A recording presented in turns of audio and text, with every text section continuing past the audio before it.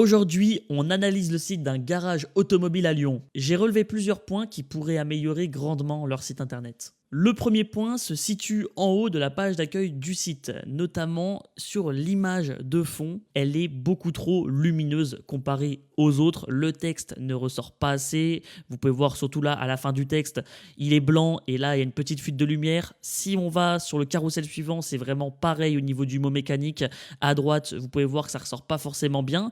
Et surtout qu'en fait, on a un très très gros problème au niveau tout simplement du fond. Donc là, c'est extrêmement clair. Là, c'est un petit peu moins clair, mais à droite, on a une fuite de lumière.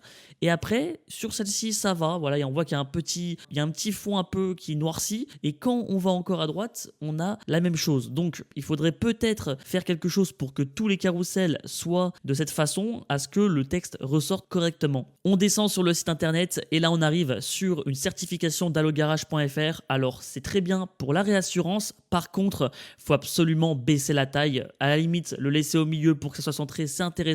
Mais là, c'est beaucoup trop gros. On continue de descendre, on arrive sur le nom du garage et comme vous pouvez voir ici à l'écran, on a un très très très gros paragraphe. Il faut aérer ça, c'est beaucoup trop gros, surtout qu'en plus on voit que ça parle des services. Là, c'est marqué nos services. C'est quand même quelque chose d'extrêmement important pour le garage. Alors pourquoi pas faire une section à part. Là, par exemple, bon, on voit qu'on a des petits points du X là à côté de chaque service, des petits pictos, ça peut être pas mal, des petits icônes, c'est mieux parce que là vraiment on a un très gros paragraphe. Alors encore sur ordinateur ça va, mais sur mobile c'est quand même difficile. Et le dernier point à améliorer sur ce site, c'est tout simplement les marges, les espacements, appelez ça comme vous voulez, mais en fait on a vraiment un gros problème. Regardez, quand on descend, des fois on a des marges qui sont beaucoup plus grosses que d'autres. Là au-dessus du nouveauté, vous voyez que la marge, bon, pour mobile franchement elle est pas trop mal. En dessous là de cette Citroën Ami, on a une très grosse marge. On descend encore et là on retrouve le même problème au niveau du suivez-nous sur les réseaux sociaux. Alors ça, c'est bien pour inciter les visiteurs à aller s'abonner sur Facebook ou Instagram, mais regardez juste les espacements.